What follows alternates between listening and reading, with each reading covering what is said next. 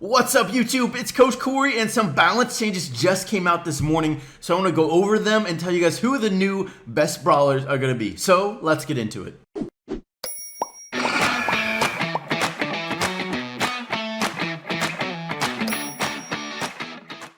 Alright guys, so some balance changes just dropped this morning. If you haven't noticed them, I want to go over all the balance changes that happened, and I want to tell you guys what brawlers are gonna be really good now. What sort of meta is the meta gonna look like? So first off, let's go over the nerfs because these are really impactful. So actually, these three nerfs were all brawlers who got nerfed last time as well, and they're getting hit with a nerf again. And I think these guys are probably going to drop a lot more out of the meta. So the first one is Crow. Actually, all these guys got the same nerf, so I'm just going to go over them all at once. Why not? Crow, Colt, and Ricochet all got their damage reduced by 20 on their main attack and their super attack damage. And it's about a 7% damage nerf. So Crow, Colt, and Ricochet all got damage nerfs. These guys are all going to drop out of the meta a little bit at least. Crow is already dropping out of the meta some. He got a nerf last time where his super now takes longer to charge. He was definitely being used less. He's definitely getting less jumps. I think he's going to be used even less now as well. And then Colt as well got hit with a reload speed nerf last time. He was also being used a little bit less, but was still decent. Now Ricochet, even though he got a nerf last time, he was still being used a good amount actually on those gem grab maps. It's going to be interesting to see if Ricochet is still going to not be used on those maps where Ricochet just has a really strong advantage over other brawlers on the other side of the map from him. I still think it's going to be used a little less, but it'll still probably be an okay brawler.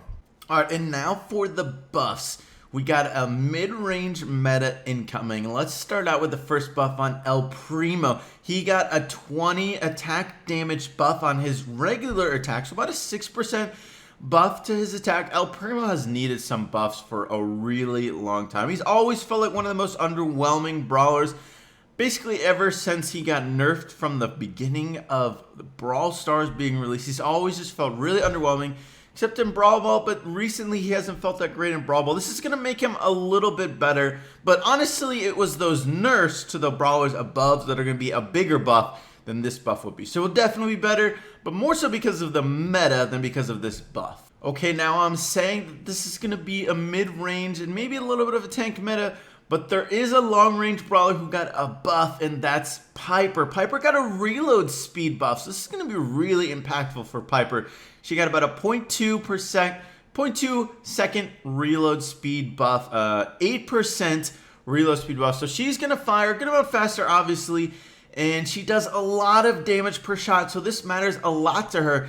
Being able to get that next shot off a little bit quicker can be the difference between a kill or not with Piper. So this can be a big difference for her in Bounty. I don't think this is going to really make her more viable in other game modes. This isn't a huge buff for her, and with more brawlers coming into the meta that are going to have more health, especially in other game modes, I don't think this is going to make Piper any better in other game modes at all, really, just because the meta is going to be shifting to brawlers that have more health as we're going away from some of these long-range brawlers. So Piper's actually going to be a little bit worse, maybe, in some of these other game modes, as she's going to have to do 3 or 4 shots on some other brawlers to get some kills now. So she's definitely going to be better, but the meta is not going to be super favorable for her.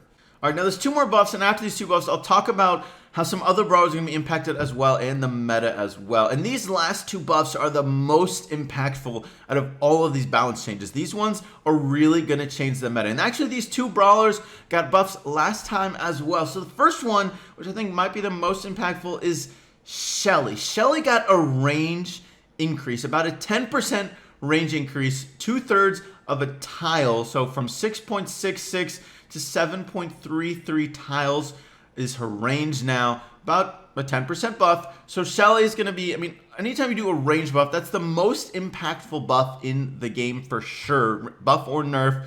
So this is going to impact Shelly a ton. It's always felt like with Shelly, she's a little bit underwhelming in that it was really hard to do chip shots with her compared to other medium and short range brawlers. It felt like it took Shelly a long time to charge up her super if there wasn't a tank around where she could charge up her super on, because everyone kept their distance really well, and she didn't have great chip shot damage. She'd do 1 or 2 shots and be 100 damage at a time, and it just really wouldn't be doing that much. Now she's going to be able to charge her super from a distance. That's really what this is about. So she's going to be a lot more impactful, and she's going to be getting a lot more supers per game. And last balance change, she got a 12.5% health increase. She was already starting to become in the meta, and she was honestly still a little bit underrated this past week. She's going to be really good in the next, well, now she's going to be really good. She's going to be probably a top 5 brawler in a lot of different game modes. I'm definitely going to recommend you start playing Shelly. She's going to be great in a lot of different areas. All right, now this next brawler getting buff actually helps Shelly out even more, as well as these two brawlers pair well together, and it's Poco.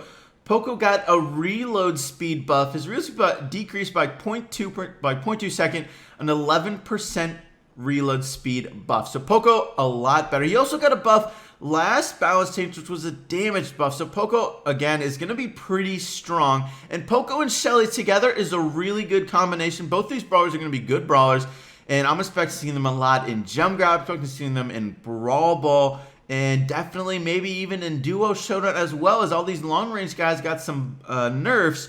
So we're definitely going to start seeing a mid-range meta, and Poco is going to be the key in it. Poco just pairs so well with mid-range brawlers. His heal just works really well with them, so I'm expecting to see Poco a lot. Now, a brawler who got a really big indirect nerf and is going to be seeing a decent amount less is Tara. Tara works really well in a long-range meta where using her super can group up multiple low-health people who can be killed in just a couple shots after her super. But you start putting in mid-range people and tanks, and then add in a Poco heal as well, and Tara is not going to be getting the same kills as before. So Tara got a decent indirect nerf with this meta. Brock also got a decent indirect nerf as well, as he works really well versus long-range brawlers, as he can outrange all of them and he can kill them in 2 or 3 shots pretty easily. But you start introducing a lot of mid-range brawlers with a lot of health, and Brock is just not able to deal with those guys as well, especially if you start throwing in a Poco heal as well. So Brock is going to be used a good amount less, but not in Bounty where he's really strong. He's going to be still a staple there. You're also going to start seeing a little bit more Jessie, as Jessie does better when there's not those long-range guys who do a lot of damage that can just snipe her turret.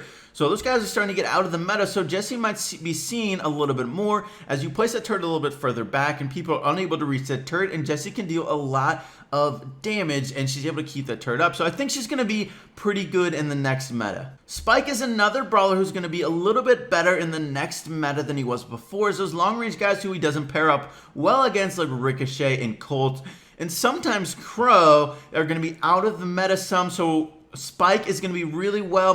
He also matches up really well versus mid-range and versus tanks in general. So, and Spike hasn't been hit with a nerf in a long time, and he's been strong for a while. So he might be one of the best brawlers in this next meta. Now, what about tanks? I think tanks are definitely going to be better, but you're seeing Shelly as well who's going to be really good, and Shelly counters tanks amazing. So I think it's going to be a bit of a mixed blessing for tanks. You see less Colt, Ricochet, and Crow who counter tanks pretty well, but you're also seeing more Shelly. The other bonus, though, is Poco is a good buff for tanks, as Poco pairs really well with tanks, as you can just have a ton of health and healing. So I do think tanks are going to be used more, especially in game modes like Brawl Ball, and even in Heist as well, you're going to see more double tank.